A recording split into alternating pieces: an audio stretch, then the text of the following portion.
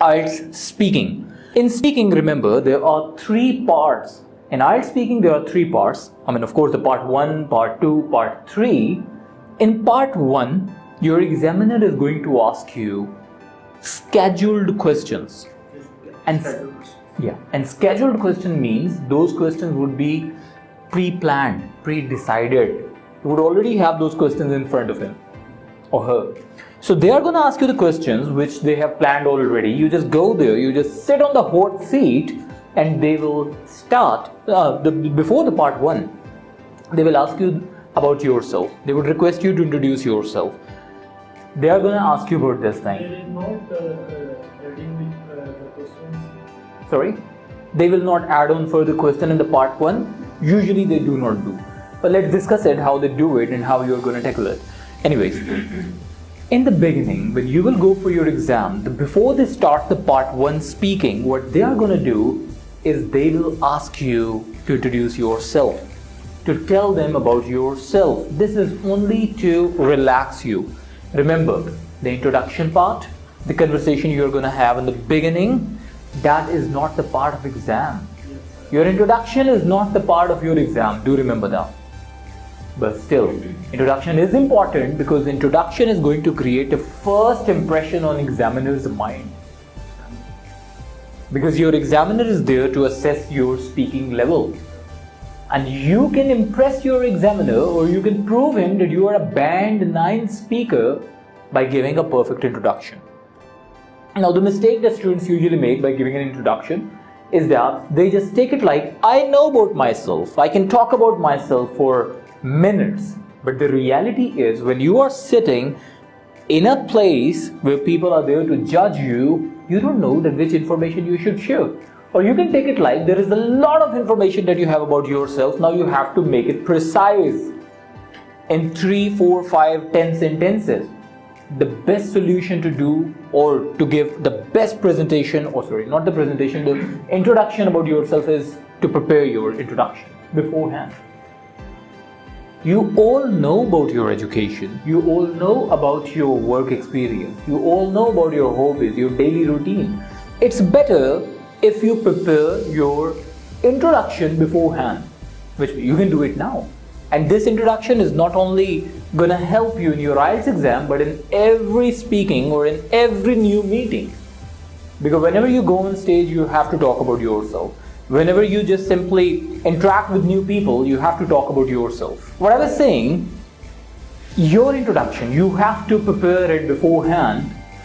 And when you decide that now you're going to work on your introduction, what you should do, you should talk about 2 things to be sure. 2 things. Number 1 is your education, and number 2 is your work experience, if you have any.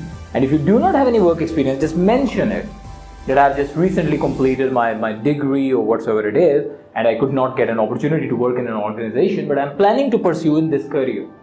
Just say it, just mention it. This is a perfect mature introduction when you talk about your education and your work experience, these 2 things. Now, what you should do for your introduction is to relax, sit down, open up your notebook, write down about yourself, make amendments. Amendment means this is something which is not mature, I should not say it. This is something I should add on over here in my introduction. And then rehearse it. Practice it more and more. Work on it, brainstorm on it. If there is any word that you can replace with an advanced word, might be. Prepare the best introduction. This is not the part of exam, but this is important. Is it clear? So that is the introduction part. Right after introduction, they are going to ask you the part 1 question. Just as I said earlier, your part 1 questions are always the scheduled one. They have already prepared the list of the questions. They are going to ask you those questions. You give your answer and they will move on to the next question. Now, your answer should not be in 1 word or 1 sentence. It should be a bit more explanatory, because this is your speaking test. Remember, speaking means you have to speak. It's just like you go for a swimming competition and you do not swim there. It's not about that. If it's a speaking test, you have to speak more and more and more, elaborate it more. And for More elaboration, you need to be creative. You need to be content creator as well, that whatever the question they are asking, you should be able to create a theme for that, give a complete story for that in 3 to 4 sentences minimum. But of course, when we follow the quantity, that doesn't mean we are going to compromise on the quality. And quality compromising means you should not be making any grammatical mistake. There should not be any vocabulary mistake. There should not be any pronunciation mistake. You should be fluent enough that you are speaking and your examiner is really enjoying your conversation. The smoothness should be there. The coherence should be there. They are going to assess you on all these things. Now, the mistakes that people make in part 1 speaking is when the examiner asks you a question, you just give your answer in one word only or one sentence only. Not recommended. Not recommended. And these questions would be really easy and simple. They are not going to ask you anything which is difficult or anything you need to have more content about that. These questions would be related to your life only. Is this clear? What you doing? Okay. This is how it works, the part 1. Now, there comes, you have a question. Part 1 is completed and they will be asking you 4 to 5 questions. Okay. You just answer those 4 to 5 questions, I have questions regarding this part 1. So how many ask the questions per chapter in part 1? How many questions do they ask in your part 1? 4 to 5, not more than that. 4 to 5. But this is something which is in general. Now that depends on your examiner. They might ask you 10 questions, they might ask you 12 questions, they might ask you 2 questions only. The moment they take it like, okay, we got it now, they will move on to the next part. It depends on the examiner, yes.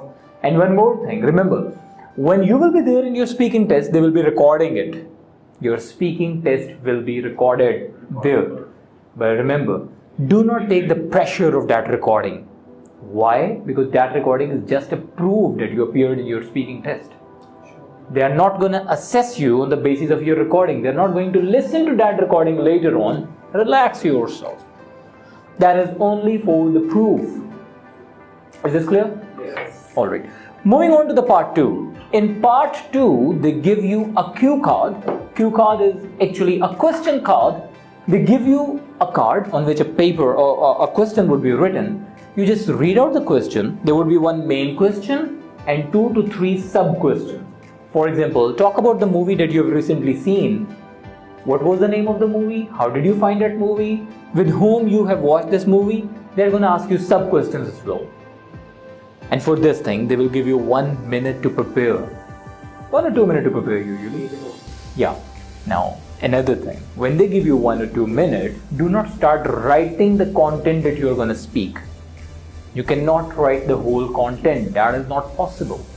How is it possible that you are writing a content in 1 minute that you are going to speak in 2 minutes? That's not possible. Because speaking is way faster than your reading. And your writing as well. It's simple. Just write down the bullet point. Write down the sequence. Plan ahead that what would be the sequence. How you would start your answer. And then what example you are going to relate it. Which situation you will be sharing over here. And what content you are going to share. You can make a sequence of your 2-minute talk. It's more like a speech session. Okay, now in these 2 minutes, what they are expecting from you, again, number 1, they expect that you should be able to speak for 2 minutes. 1 minute for preparation, and after that they ask you to speak for 2 minutes. And it's not the 2 minutes to be exact. Sometimes they ask you to stop speaking after 1 minute, and sometimes they ask you to stop speaking after 3 minutes, depending on your examiner. But 2 minutes is something that they have generalized, that you have to speak for 2 minutes. Now remember, if you are speaking on the task 2 and you stop speaking considering my 2 minutes are over, it's gonna against you. It's gonna go against you. Why? Because your examiner might imagine that you don't have much of the content or you're afraid of speaking. But let's suppose, if you decided that you're gonna share your story starting from here and this story will go and end over here, let's suppose this is the size of your content. And when you were in the middle of the content, when you were coming toward the conclusion, but you were in the middle, and suddenly your examiner asked you to stop speaking, your 2 minutes are over. That's in your favor. Because you were speaking and now your examiner is asking you to stop speaking. It means you're comfortable with speaking, it's just that your content has not yet completed. That's not a big deal. I told you earlier, this is not your general knowledge test. I told you earlier, this is not the content test. Okay, it's not like that. They just want to assess your English. The moment they get to know that, okay, I got it at what level he or she is, they are going to ask you to stop speaking. So it's better if you just keep speaking and wait for your examiner to request you to stop speaking. It doesn't matter you have completed your content or you were in the middle or you have just started or whatsoever, but important part is, in your 2 minute speaking, you should have answered all the parts of the questions. That is important. Do not leave any of your sub-question unanswered. You have to answer each and every part which was given in the question. So one question in the two-part. One question. There would be one main question and 3 sub-questions. 3 to 4 maximum. So we asked the 4 questions. The main bullet points. So we just mentioned the domain. 3 parts. We are thoroughly discussed to the 3 parts in our questions. Yeah, just keep explaining all these 3 parts individually. This is what you have to do. So we can change the few parts. No, you cannot. We can say it's not good. No. It's better not to request your examiner to change the cue card until or unless you get something that they have given you the question that how can we make an airplane. If they've asked you this question, only then you can request, no, I'm not here to talk about this thing. I'm not an engineer, might be. I'm not even a good student. I don't know anything about that. It's not like that. And it's not going to happen. They're going to ask you simple life-related questions. It could be any historical moment that you have visited. It could be about any book that you have read, any questionnaire that you prepared ever. These questions would be really life-related, and you must have experienced that situation in your life. And even if you have not, try to make it up at the moment. You have to create a story. There is no other way. Learn to create a story. For instance, I usually practice this thing here in the classes as well. If I ask you a simple question, I might have asked you this question, that what did you eat last night? Ahmed? Yeah. What did you eat last night? Last night I ate some sandwiches. Now, this is the worst answer in one sentence only. Now, try to create a story. What did I eat last night? Oh, last night I was at home feeling bored. So I called my friend that let's go to some restaurant or cafe and let's have a party together, might be, or let's have burger together or pizza together. We went there, we enjoyed a pizza there in the pizza parlor, and after that we went to the Baskin Robbins to enjoy the ice cream. This is what I ate. Now create a story. For instance, I might have asked you this question as well, that which one is your favorite color, Ahmed? My favorite color is blue because I just like the look of the blue because, and even some of my shirts I mostly just buy blue shirts and blue jeans. Yeah, you have to explain it a bit more. For instance, in general, my favorite color is blue, but that also depends on what exactly I'm going to buy. For instance, if your favorite color is blue, then why don't you get your hair blue? You can't. If your favorite color is blue, why don't you get your teeth blue? Not possible.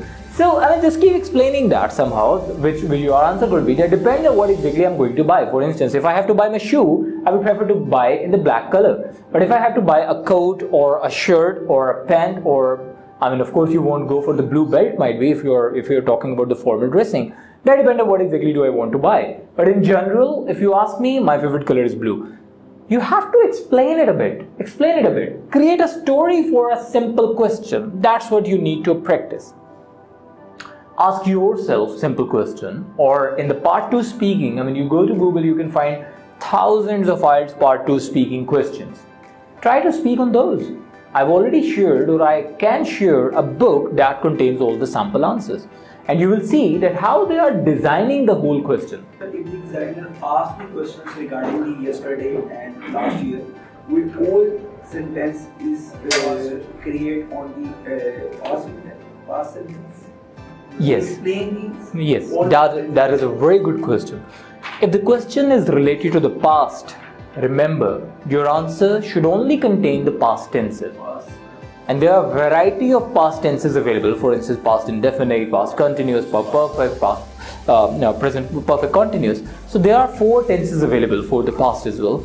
Remember, you have to stick to the past tenses only. If they're asking you the question, what were you doing last year? Your answer cannot contain that what would you do next year? That is not the part of the question. Now you should focus on the question that which tense should you use? Is it the present, past or future? Now let's suppose it's the future. Now just stick to that future tenses. And then you have to practice it a lot. That when you are speaking, that you and might be record your own self. Practice it. You can give your part 2 questionnaire to your brother, to your sister, to your friend. That ask me this question. They'll give you that question. Now keep speaking on that. Listen to your own self. Figure it out at how many tenses combinations have you made, because you are not allowed to make that. If the question is about the future, what would you do after 10 years, let's suppose? Now you cannot relate it to the past. If the question is related to the past, now you cannot relate it to the future. If the question is related to the present, now it depends. If the situation is really claiming that you should use the past or the future tense, might be when you have to give an example, doable. If not, and you are making an unintentional, unconscious mistake that you're not even aware that you're talking about the past and you're using future tenses or present tenses, not acceptable. You should only do it when you have to do it. Clear? Okay. Now this is all about the part 2 speaking. And for the part 2 speaking, this is something which you can consider. Before you jump into the part 2 speaking, you need to have creative thinking skills, because you have to create a 2-minute content. Speaking 2 minutes in such a difficult situation, it's not a difficult situation by the way, but still you are getting analyzed, you are getting judged on the basis of your speaking. That gives you pressure. Now, speaking 2 minutes is not an easy task, and it's not something that we all do in our life daily. For instance, when you were in your school, you were never asked to speak on any topic for 2 minutes until or unless it was once in a year when you had to deliver a speech, if you have ever delivered that. We are not trained for the speaking, you know that. And specifically, we do not have English environment around here. Now you need to practice it. And there is only one way to become fluent in your English speaking, and that is by practicing your English. Is this clear? Yes. You need to do a lot of practice for the 2-minute speech. A lot of practice. That speech, the practice will give you the confidence that you can speak on any topic for 2 minutes quite easily. You need to build that confidence. Record yourself when you are speaking with your friend, with your family member, or whosoever it is. Even if I am, as an Ielts instructor, if I'm conducting the mock test, I'm asking you a question, record yourself. There are a few mistakes that I'm going to tell you, and there will be a lot of mistakes that you can figure out your own self, by your own. That is important. So record yourself always whenever you're speaking. Listen to that later on. Work on your fluency. Understand that what is the word that you're repeating again and again unconsciously. There would be words. Listen to yourself and try to replace the basic vocabulary might be. Just listen to yourself and you can figure out that what are the things that you need to improve in your speaking. Is this clear? This is all about the part 2. Now let's move on toward the part 3 speaking. Now the part 3 speaking is a conversation part. Part 1 was not a conversation. Part 1 was more like a question answer session. They ask you a question, you give them an answer, they'll ask you another question, answer. Part 2, they give you a question card, you have to speak on that topic for 2 minutes. But the part 3 is the conversation. And conversation means they're going to come up with a counter question. And in the part 3, do you know that you can also ask a question from examiner to get some clarity of the question. Yeah. Because now it's a conversation. You can agree, you can disagree with your examiner, you can give your own opinion. But again, what is the purpose of this conversation? To assess your English. That is the purpose. Do remember that always. Do not, just like we do the political conversation with a friend, do not take it like you have to win this conversation. If you win, only then you will get good band. It's not like that. They are going to assess you on your English. And do not try to present the negative image of your personality. That's not mandatory. Just keep it simple. Keep talking, keep conversating, and they are also going to ask you life-related easy questions. They will engage you in the conversation. Now, it's not mandatory. This is how they conducted part 1, part 2, part 3, but this is not mandatory that your examiner should only follow this pattern. Few of our students, if you know them, they have experienced this thing, that there was no part 1. They went to the exam, the examiner started with the part 3, and in the part 3 they asked 5 to 7 questions, and after that they give them the cue card. You speak on 2 minutes, and then again they jump into the part 3 conversation.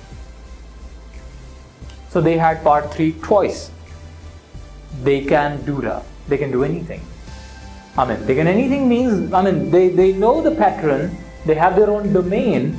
Now, how can you get out of this pressure that what they're going to do with you by practicing more and more speaking? Get more comfortable by speaking in part 1, part 2, part 3. Practice it more and more. There is a saying, if you find anything difficult, do it more. Let me say it again. If you find anything difficult, do it more, and you will become perfect one day. Is this clear? Yes. Now there are a few things that I'm going to suggest you related to your speaking, and after that I'll come toward the question answer session. The first thing is you need to have vocabulary. Now, vocabulary does not mean that just memorize those complex and advanced words and try to fit it into your speaking and it sounds so unnatural, fake. No. You have to become fluent and use it in a way that it should go quite smoothly. That the advanced expression that you are using to impress your examiner are looking real, and it sounds like that you use it quite in your life as well. This is not only for this exam. Vocabulary that you are going to use there in your speaking, use it fluently. That's important. And advanced words which are not very common, I cannot suggest you to use it into your speaking until or unless you have practiced those words enough. That is the first thing. Number 2 is, please. If you are not using advanced words in your speaking, like you are mostly speaking normal words, then it's affect on the Yes. If you are fluent, if you are speaking perfect grammar and you are using basic vocabulary words, that is acceptable. Of course acceptable. You will get good band, but they can raise a question that he was not using advanced English. So they can, might be one band get affected because of that, and of course like 9 out of 9 is not even the requirement in any case. So even if you are scoring 8, that's acceptable. But you have to be fluent. If we speak the advanced word, I think so band is effective if we use the... But I'm not saying that your advanced vocabulary words are the stage 1. The stage 1 is no grammatical mistake. Stage 2, proper accent. Not the accent, sorry, the pronunciation. Stage 3, fluency. Your stage 10 could be advanced vocabulary words. That's not the beginning. Get it step by step. If you are making grammatical mistakes and then you are trying to add on your advanced vocabulary words, so I would suggest you not to use advanced vocabulary words, instead work on your vocabulary, or on your grammar, on your sentence structure. Make it perfect. Now this is about the vocabulary. Number 2 is your pronunciation. Now remember, they do not ask you any question on the accent because every single person can have different accent. And people are appearing in Ielts all around the world and they all have different accent, and your accent always gets affected by your mother language, by your native language.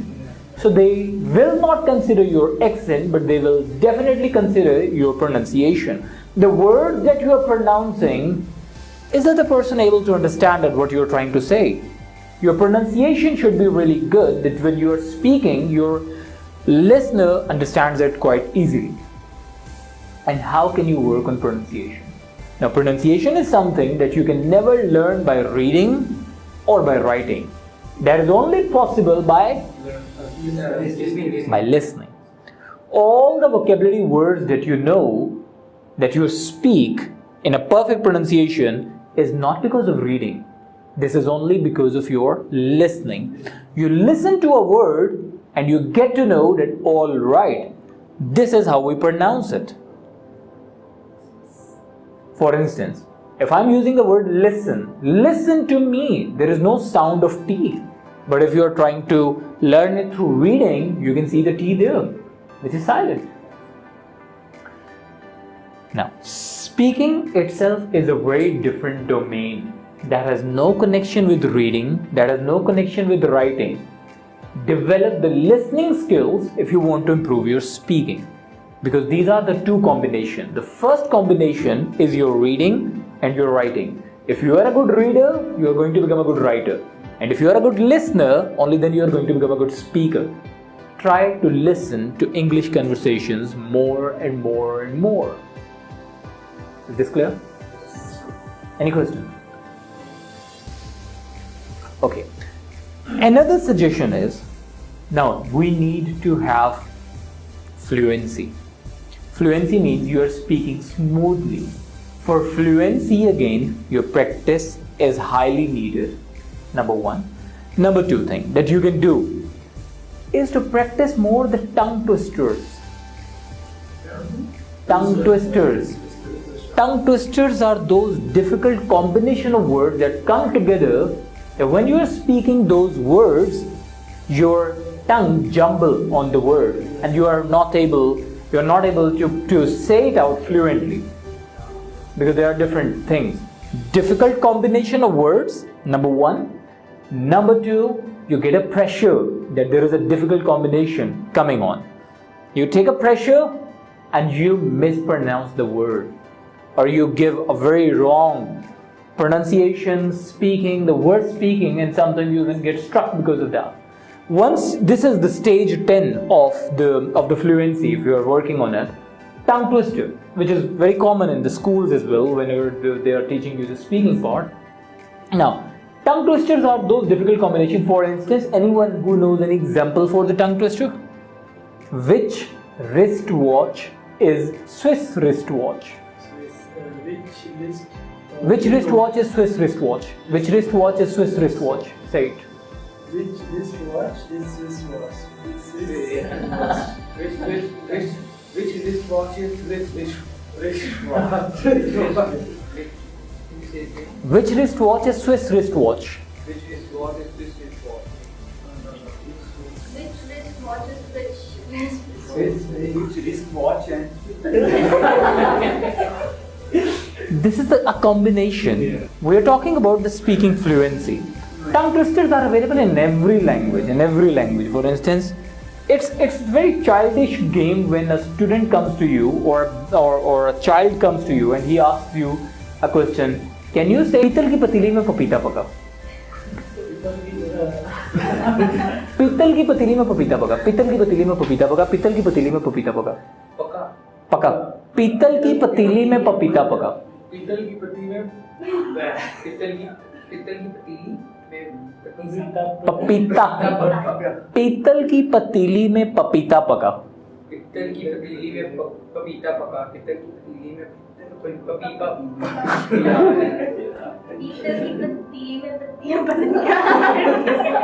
पीतल की पतीली में पपीता पका. पीतल की पतीली में पपीता पका. Now, say it fluently. पीतल की पतीली में पपीता पका. पीतल की पतीली में पपीता पका. पीतल की पतीली में पपीता पका.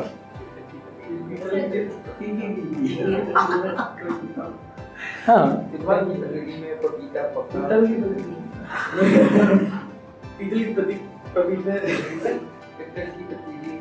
पपीता पका. पीतल की पतीली में पपीता पका. Yeah.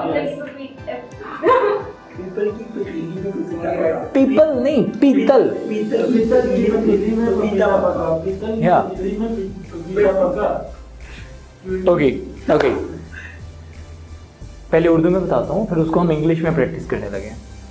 छठे बीमार शेख की छठी बकरी बीमार है. बड़ा आसान. लेकिन इंग्लिश में क्या है? The sixth sick sheikh's sixth sheep is sick. छठे बीमार शेख की छठी बकरी बीमार है. The sixth sick sheikh's sixth sheep is sick. The sixth sick sheikh's sixth sheep is sick. The sixth sick sheikh's sixth sheep is sick.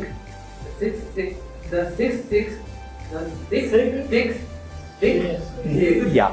The sixth sick sheikh's sixth sheep is sick. Yes. The sixth sheikh. The sixth sick sheikh. The sixth sheikh. Sixth sheep is sick. Sixth sheep is sick. Sixth sheep is sick. The sixth shakes. Sixth sick sheikh's sixth sheep is sick. The sixth sheep is sick. Sir वो बता दें इससे best ये है जाओ जाके पूछ मार इसे क्या कहते हैं Six sheep is sick. Sir लिखते हैं समझ आएगी Okay. She sells वो बेचती है seashells समंदर के खोल. She sells seashells by the seashore. समंदर के किनारे पे वो बेचती है समंदर के खोल समंदर के किनारे पे. She sells seashells by the seashore. She sells seashells by the seashore. She sells seashells by the seashore. She sells seashells by the seashore.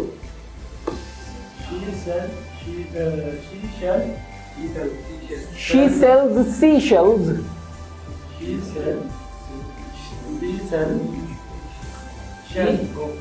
She sells seashells by the seashore.